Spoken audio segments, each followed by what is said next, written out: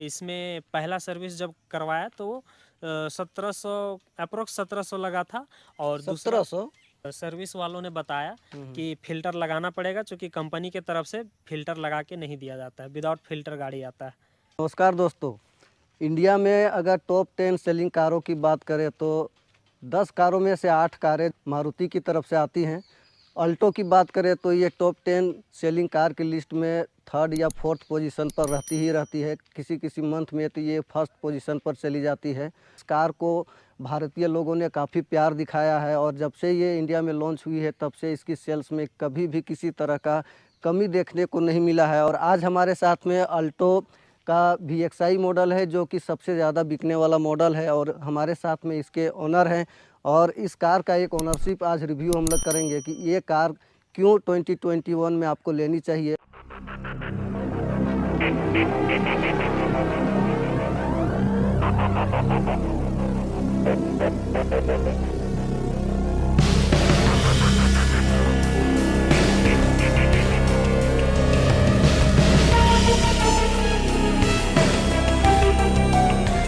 कौन कौन सी गाड़ियां देखी थी और आपने अल्टो ही लिया तो अल्टो को लेने का क्या वजह रहा? सबसे पहले तो मैं बता दूं कि मेरे बजट में यही कार आ रहा था, तो इसीलिए मैंने इसको लिया। लेकिन इससे पहले मैं क्विड का भी टेस्ट ड्राइव किया था, मेरे बजट में वो भी आ रहा था। इससे बेटर लुक उसका है और इससे ग्राउंड क्लियरेंस भी सब ज़्यादा अच्छी है, है, हाँ। इसलिए मैंने उसको पसंद किया था। लेकिन उसका जब मैंने टेस्ट ड्राइव लिया तो उसका इंजन का नॉइज़ जो है वो हमको पसंद नहीं आया, और कुछ ज़्यादा नॉइज़ है उसका। क्विड में रिसेल नहीं है, वैल्यूज नहीं है, लेकिन ये अल्टो बेच बेच सकते सकते हैं और हैं। अच्छी कीमत में हम बेच सकते हैं।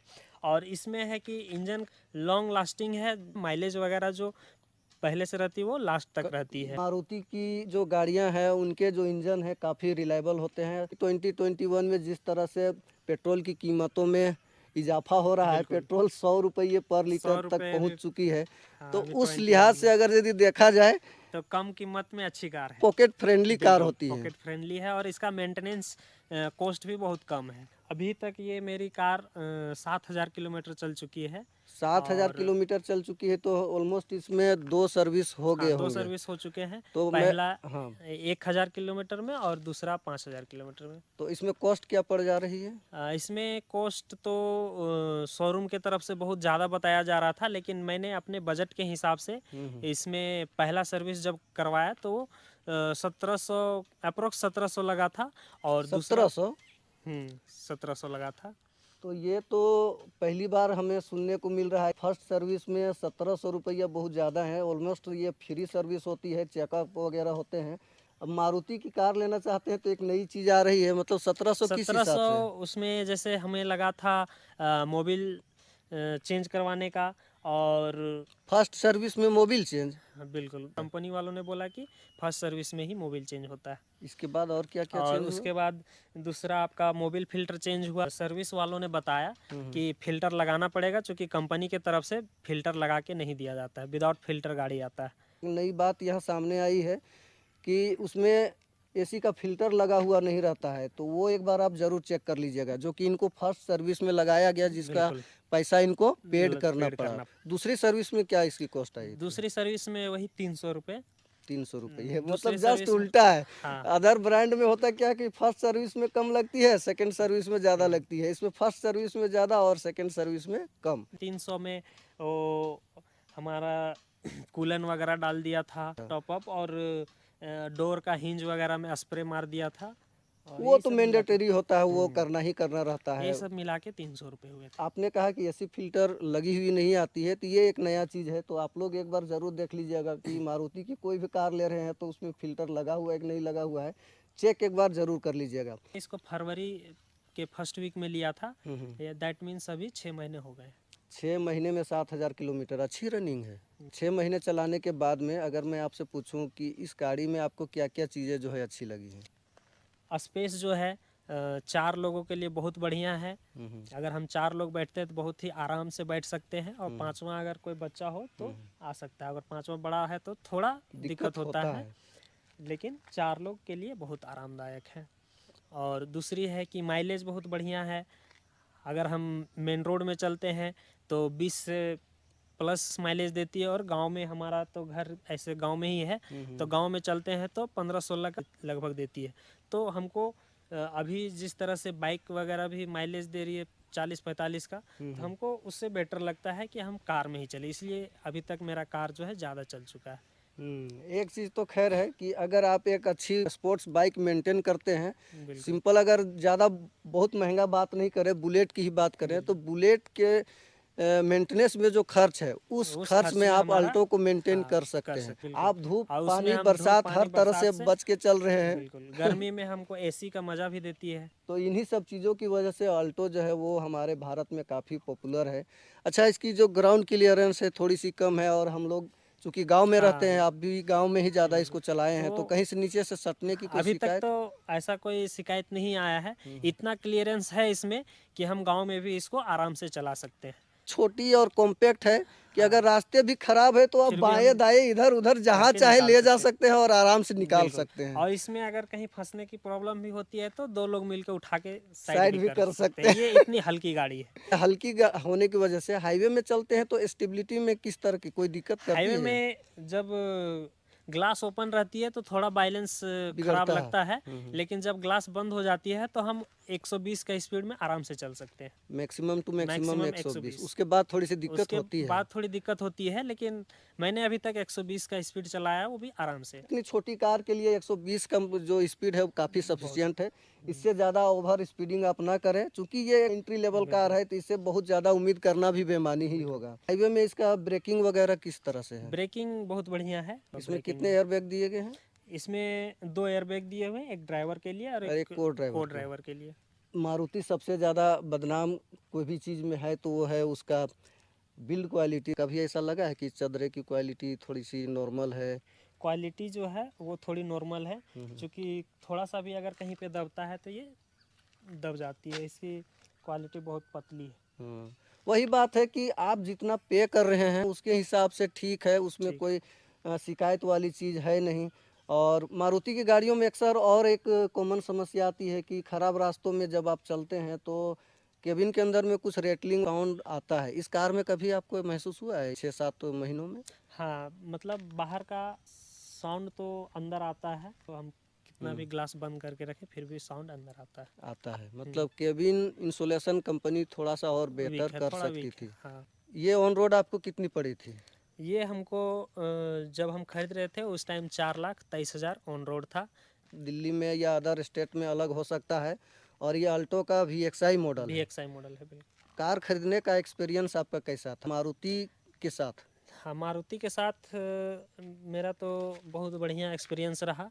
अभी तक वहाँ से हमेशा पूछताछ किया जा रहा था कि आपको कार कैसी लग रही है, आपको माइलेज कैसी दे रही है, आपको सर्विसिंग टाइम पे हो रही है कि नहीं। मतलब कुल मिला के बहुत बढ़िया रहा। मतलब आप सर्विस करवा के आते हैं तो कंपनी वाले आपसे फीडबैक लेते हैं लेते हैं कि और क्या आप संतुष्ट हैं? बिल्कुल अगर कोई दिक्कत है तो आप तुरंत वहां पर कंप्लेन कर सकते हैं और उस पर तुरंत कार्रवाई भी होती है। की हालांकि जाएगी, ये आपको बोला दोबारा गया। करने की हमको जरूरत ज़रूरत नहीं नहीं पड़ी। पड़ी, लेकिन उन्होंने हमेशा कॉल करके फीडबैक लिया मेरे से जब ये मैंने कार लिया पहले दिन से ही। अच्छा, इसमें जो लाइटें हैं वो हेलोजन लाइटें दी गई हैं, आगे में फॉग लैम्प भी नहीं है। नहीं, तो नाइट ड्राइविंग में आपको ये कितना दिक्कत करती है? नाइट ड्राइविंग में थोड़ा प्रॉब्लम होता है। आगे से जब गाड़ियाँ आती हैं उनकी फॉग लैम्प भी जल रही होती है, उनके हेडलैम्प भी जल रही होती है, उनके DRL भी जल रहे होते हैं। उस टाइम मेरा ये थोड़ा दिक्कत करता है। उस टाइम पड़ जाता है। वीक पड़ जाता है, तो हम थोड़ा गाड़ी स्लो कर लेते हैं। कोई हैवी लाइट्स वाली कार आ रही है तो आप गाड़ी को स्लो कर दें, रोड के किनारे आप किनारे गाड़ी कर को लेते लगा हैं दें। ये बहुत अच्छी और समझदारी वाली चीज़ है। ये हर कोई को करना चाहिए। लेकिन तब क्या है कि आप अपनी कार को कैसे चला रहे हैं उस पर डिपेंड करता है। आपकी सेफ्टी आपके हाथ में है। और सेफ्टी एक ऐसा पॉइंट है जिसमें मारुति की गाड़ियां काफ़ी कमज़ोर हो रही हैं। एकमात्र विटारा ब्रेजा तो ग्लोबल एनकेप क्रैश टेस्ट में 4 स्टार लेके आई है। बाद बाकी कोई भी कार 1 स्टार 2 स्टार से ज़्यादा ऊपर नहीं जा पाई है। तो इस विषय में जब आप खरीदने जा रहे थे तो आप एक बार नहीं सोचे थे कि कोई सेफ गाड़ी लिया जाए? हाँ, ये तो मेरे दिमाग में आया था कि गाड़ी जब हम खरीद रहे हैं तो वो सेफ्टी के साथ लें, उसमें कितनी सेफ्टी है ये देख लेना है। लेकिन हमारे पास उतना बजट नहीं था। अब बजट के वजह से हम 3 स्टार 4 स्टार की कार नहीं ले पाए, क्योंकि वो भी आती हैं तो SUV में आती है और हमारे पास बजट कम था, तो मैंने सोचा कि हम खुद को अपनी सेफ्टी के साथ चलाएंगे, सेफ्टी खुद ब खुद मिल जाएगी। बहुत बड़ी बात त्रिदेव जी ने कही है। कंपनियां कितना भी अच्छी कार बना ले, 4 स्टार 5 स्टार 7 स्टार, लेकिन आपकी सेफ्टी आपके हाथ में अपने है। हाथ आप में। जिस ढंग से कार को चलाएंगे वो आपके लिए मैटर करता है। अगर बहुत बड़ा मेजर एक्सीडेंट हो तो कोई भी 5 स्टार वाली कार भी आपकी जान नहीं बचा सकती है, तो वो चीज़ है। बिल्कुल। और वैसे भी इसमें 2 फ्रंट में एयरबैग दिए एयरबैग हुए दिए हैं, तो हुए वो दिक्कत वाली भी बात नहीं है। नहीं। दूसरी चीज़ है कि इस कार को चलाना मतलब इतना इजी है। आप जिस तरह के भी सड़क में इसको ले जाए, गांव में चलाना हो, सिटी में चलाना हो, कहीं हाईवे पे में भी चलाना हो, कार के अंदर से ओवरऑल विजिबिलिटी जो है इतनी शानदार है कि हर तरह के कंडीशन में इस कार को चला सकते हैं। चलाया जा खास सकता है। करके उन लोगों के लिए जो फर्स्ट टाइम बायर है, जो एकदम नई नई बिल्कुल। कार को ले रहे हैं या फिर कभी इससे पहले कार नहीं चलाए हैं, तो मुझे उनके लगता लिए है कि बहुत इस कार बढ़िया। को लेने के बाद में 1 से 2 दिन में ही वो वो कार सीख चलाना जाएंगे, सीख बिल्कुल जाएंगे। बिल्कुल। इसके बाद आप दूसरी गाड़ी में अपग्रेड करिए कि रीसेल वैल्यू भी काफ़ी अच्छी है। बहुत ऐसी ज़्यादा। नहीं है कि आप नई नई कार चलाना सीख रहे हैं और आपने कार को 1 साल रखा और बेचना चाहे तो आपको कीमत नहीं मिलेगी। आपको कीमत मिल जाएगी, फिर इसमें आप नई कार में अपग्रेड हो सकते बिल्कुल हैं। बिल्कुल। ओवरऑल गाड़ी का परफॉर्मेंस तो ठीक है, लेकिन इसमें कुछ चीज़ें हैं जो कमज़ोर हैं। जैसे कि इसका एसी थोड़ा कमज़ोर है अन्य गाड़ियों की अपेक्षा। और दूसरा है कि इसका जो रिवर्स गियर लगता है वो थोड़ा लगाने में दिक्कत करती है। मैंने अपने कार में ट्राई करने के बाद फिर दूसरे कारों में भी देखा, तो उनके गाड़ियों में भी यही प्रॉब्लम थी, सेम प्रॉब्लम। तो अगर मारुति से कोई ये देख रहे हैं तो हो सकता है कंपनी तक ये वीडियो जाए, तो ये फीडबैक को कंपनी सीरियसली ले और रिवर्स में जो दिक्कत है उसको ठीक करे। वैसे ये 800 सीसी का पेट्रोल 3 सिलेंडर का इंजन है, तो नॉइज़ तो उतनी ज़्यादा नहीं है 3 सिलेंडर इंजन होने के बावजूद भी। एसेसरीज के तौर पे इसमें मैं आपको यहाँ पे आके दिखाना चाहूँगा। यहाँ पे मैंने ये डोर वाइजर लगवाया, डोर वाइजर के बाद ये स्टेयरिंग कवर लगवाया, सीट कवर लगवाया, डोर प्रोटेक्टर लगवाया और ये मड गार्ड लगवाया। मैट फ्री में दिया गया था कि इसमें? नहीं, मैट भी लगवाया मैंने। अच्छा अच्छा। तो मैट लगवाने के बाद मैंने मैट के अंदर जो है एक लेमिनेशन होता है, वो लेमिनेशन भी करवाया मैंने। इस लेमिनेशन का ये फायदा होता है कि लेमिनेशन से नीचे जो हमारा मेन जो कारपेट है वो मेन गंदा जो नहीं कारपेट होता है वो जल्दी खराब नहीं होता है। अच्छा, एक चीज़ इसमें और बताना, ये लेमिनेशन करने की कितनी कॉस्ट आई थी? इसको लेमिनेशन करवाने का हमको लगा था 1500 रुपये। 800 सीसी के इंजन से आपको परफॉर्मेंस में कोई दिक्कत होती है इसका क्या, ओवरटेक वगैरह करने हाँ, में? इसका परफॉर्मेंस में तो दिक्कत है कि जैसे हमारा गांव देहात का रोड है, सड़कें ख़राब है, तो यहाँ पे अगर हम एसी स्टार्ट करते हैं तो गाड़ी थोड़ा नॉइज़ भी बढ़ जाता है और लाउड भी पड़ जाता है ज़्यादा। और जब हम ओवरटेक वगैरह करते हैं, जब स्लो गाड़ी रहती है उस टाइम अगर ओवरटेक करना चाहें तो एसी जब ऑन रहती है तो हम ओवरटेक नहीं कर पाते हैं जल्दी इजीली। अगर वही हम एसी बंद कर देते हैं तो किसी भी गाड़ी को हम ओवरटेक इजीली से कर सकते हैं। जैसे ही एसी ऑन होता है तो पावर में थोड़ा कमी हो जाती है। कमी हो जाता है। इसका ये इसलिए भी होता है चूंकि ये 800 सीसी का 800 इंजन सीसी। है। इससे ऊंचा मॉडल जो सेलेरियो है उसको भी मैंने ड्राइव करके देखा, तो उसमें जब हम एसी ऑन करते हैं तो कोई फर्क नहीं पड़ता है, चाहे कितनी भी सड़क खराब हो या कोई भी गाड़ी को ओवरटेक करना हो तो फर्क नहीं पड़ता, उसका पावर जो रहता है वही रहता है, हाँ, वो तो बरकरार 1000 रहता सीसी का इंजन है, इसमें 800 सीसी का है। हाँ, इंजन है, तो इसलिए 200 सीसी का अंतर हो जाता है। और इसमें है कि आपका पावर थोड़ा कम हो जाता है। तो ये कार इस तरह से लगती है। ये अल्टो VXI मॉडल है और ये सिल्वर कलर में है। आगे में हेडलाइट्स आपको कुछ इस तरह से मिलते हैं, फॉग लाइट आपको यहाँ पर नहीं मिलता है और ये हनीकॉम ग्रिल आपको मिलता है, बीच में मारुति का लोगो मिल जाता है। इसके टर्न इंडिकेटर आपको फेंडर में दिए गए हैं, आपको ORVM में इंडिकेटर नहीं मिलता है। और ये जो साइड बीडिंग्स है ये इनबिल्ट मिलती है आपको मारुति की तरफ से, तो ये एक अच्छी चीज़ है। ये डोर प्रोटेक्टिंग गार्ड जो है आफ्टर मार्केट बाद में लगाया गया है। और पीछे से कार ये कुछ इस तरह से लगती है, कुछ इस तरह का इंटीरियर आपको मिलता है। सीटों में एडजस्टेबल हेडरेस्ट नहीं दिया जाता है। फ्रंट के सीटें जो है काफ़ी अच्छी हैं, आपको ज़्यादा दिक्कत नहीं आएगी। डैशबोर्ड पूरा ब्लैक है, नीचे के पोर्शन में बीज कलर दिया गया है, तो डुअल टोन फिनिश इसमें मिल जाता है। स्टीयरिंग में किसी भी तरह का कोई कंट्रोल्स नहीं आता है ऑडियो या मीडिया के रिकॉर्डिंग। ये चीज़ें हैं। पीछे का सीट एक बार आपको दिखा देते हैं, ये देख सकते हैं। जितनी छोटी कार है उसके हिसाब से पीछे का भी सीट काफ़ी अच्छा है। 2 लोग तो बहुत ही इजीली बैठ सकते हैं और एक छोटा सा हेडरेस्ट भी पीछे मिल जाता है। एक बार इसका बूट स्पेस आपको दिखा देते हैं। इतनी छोटी कार के हिसाब से मुझे लगता है कि 200 लीटर का बूट स्पेस होगा। I don't know exact figure क्या है फिर भी ठीक है, छोटी कार के हिसाब से अच्छा बूट स्पेस इसमें है। और इसको बंद करते हैं। हालांकि इसको बंद करना काफ़ी इजी है, मतलब एक होता है ना दरवाजे में वेट, वो चीज़ इसमें नहीं है। बहुत ही हल्की आपको महसूस कराएगी। दरवाजे को एक बार बंद करते हैं तो सुनिए इसका साउंड कैसा आता है। ठीक है, एक बार इंजन को स्टार्ट करो तो।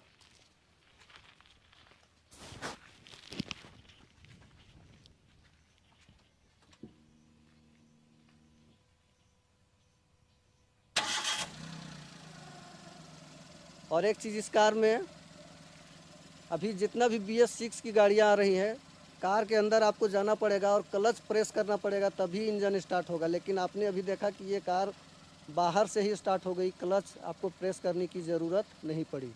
एक बार इसका बोनट खोलो तो।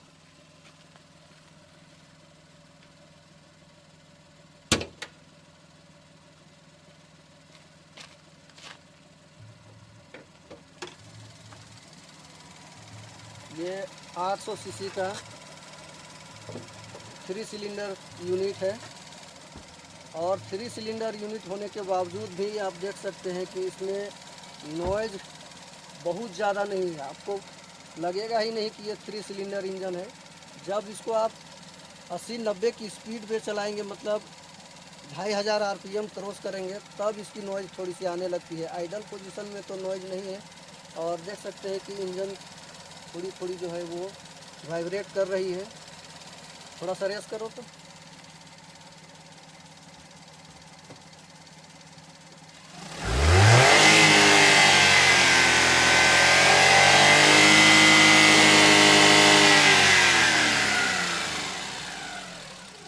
हायर RPM में थोड़ा सा तो है नॉइज़, इससे कम जो है टियागो वाला इंजन करता है। जैसे जैसे इसका RPM बढ़ता है थोड़ा सा ये नॉइजी हो जाता है, पर ठीक है, जितना पैसे हम दे रहे हैं उसके हिसाब से काफ़ी बढ़िया और रिलायबल कार है। लोग सालों सालों तक अल्टो को चला रहे हैं, ट्राइड एंड टेस्टेड है। डेफिनेटली इस कार को लिया जा सकता है। अगर आप भी अपने कार का ओनरशिप एक्सपीरियंस शेयर करना चाहते हैं तो गूगल का फॉर्म है, डिस्क्रिप्शन में दिया हुआ है, मेरा ऑफिशियल ईमेल दिया हुआ है और साथ ही साथ इंस्टा पर भी आप DM कर सकते हैं अपने कॉन्टैक्ट नंबर के साथ में। तो आपके साथ भी आपके कार का ओनरशिप एक्सपीरियंस शेयर करेंगे ताकि जो नए बायर हैं जो कार को ख़रीदना चाहते हैं उनको सहूलियत हो। और आज हमारे साथ में अल्टो के ओनर त्रिदेव जी थे। इन्होंने इस कार के बारे में बहुत कुछ बताया, कुछ अच्छी चीज़ें हैं और कुछ पसंद नहीं आई हैं। ओवरऑल ये कार को लेकर के काफ़ी संतुष्ट हैं और जो फर्स्ट टाइम बायर हैं एज ए ऑल्टो ओनर वो काफ़ी खुश ही रहते हैं। उम्मीद है कि ये वीडियो पसंद आया होगा। तो मिलते हैं अगले वीडियो में। Till then good bye, take care. जय हिंद, जय झारखंड, वंदे मातरम।